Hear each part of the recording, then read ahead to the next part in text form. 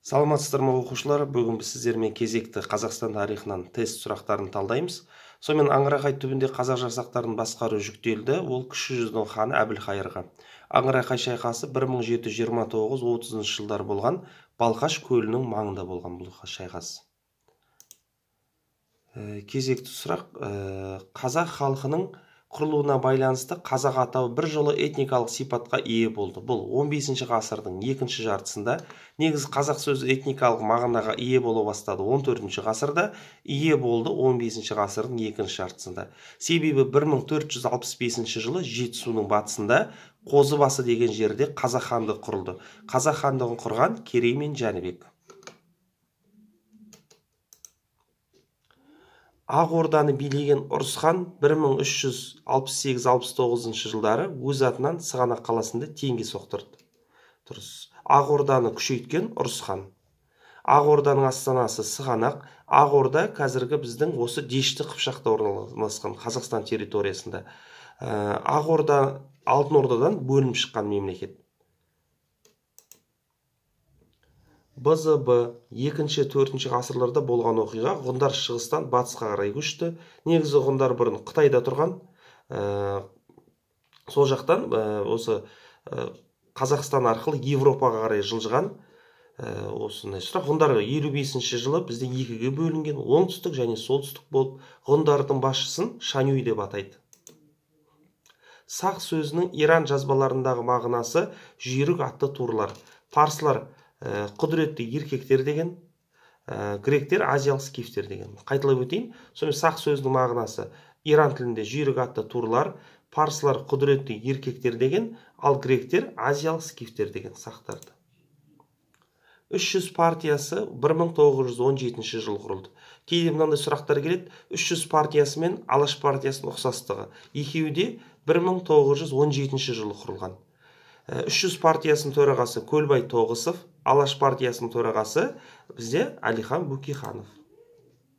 1989 жылы шілдеде жұмысшылардың бас көтеруі болды Қарағандыда. Қарағанды шахтерларының талабы екеу. Олар Семей полигонын жабу және одақтық монополияны жою, тоқтату болып келеді. Қарағанды шахтерларының ереуілін басу үшін сол кезде Қазақстанның бірінші хатшысы болған Нұрсұлтан Назарбаев барған. Түркістан АКСР-ның астанасы ол Ташкент. Түркістан АКСР-ына екі облыс кірген, ол Сырдария және Жетісу.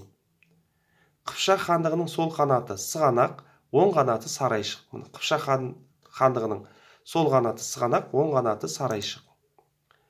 1991 жылы 10 желтоқсанда біздің мемлекетіміздің аты өзгерді. Қазақстан КСР, Қазақстан Республикасы деп өзгертілді. 1825 жылы әскери училище ашылды Орынборда, ал 1813 жылы Омбыда ашылды. Омбыда ашылған әскери училищеде бізде Шоқан Уәлиханов оқыған, Сібір кадет корпусы. Түркістан аймағында оғыздардың елтірі беретін қойларды көп өсіретіндігі туралы жазған Ибн Хаукаль. Шанхай ынтымақтастық ұйымына кірмейтін елді анықтаңыз дейді. Корея. Ал қалған мемлекеттер Ресей, Қазақстан, Тәжікстан, Қытай, олар кіреді. Шанхай ынтымақтастық ұйымы 1996 жылы 26 сәуірде Қытайда Шанхай қаласында құрылған. Ерте темір дәуірінде Жетісуды мекендеген тайпалар сақтар мен үйсіндер. Алғашқы сақтар тұрған, сосын үйсіндер тұрған Жетісуда. Әсіресе сақтардың Тиграхауды сақтар, шошақ бөрікті сақтар тұрған. Келесі сұрақ, мынау аспап енді. Бұны тағы мен сендерге. Мен ойымша Палыс еңбегінде ол мынау домбыра болуы мүмкін деп ойлаймын. Енді қателесуім де мүмкін. Екі шекті бұл музыкалық аспап аққуға ұқсайды деп келген. Домбыра болуы мүмкін. Оны көру керек тағы. Келесі.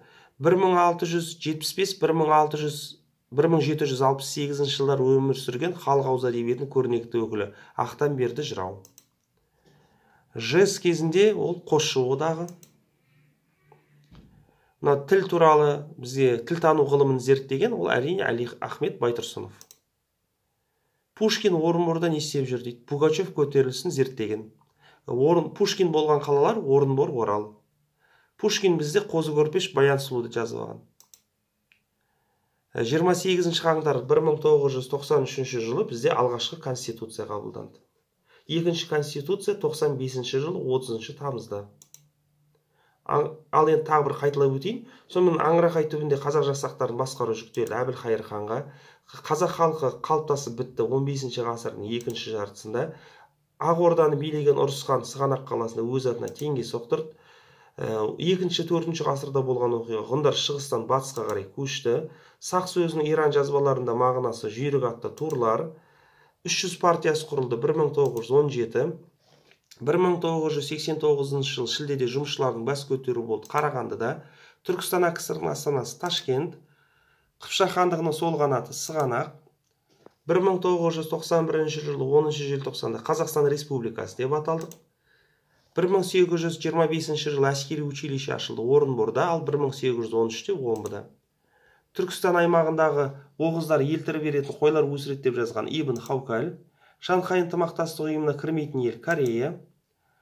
Жетісуды мекендеген тайпалар сақтар, үйсіндер.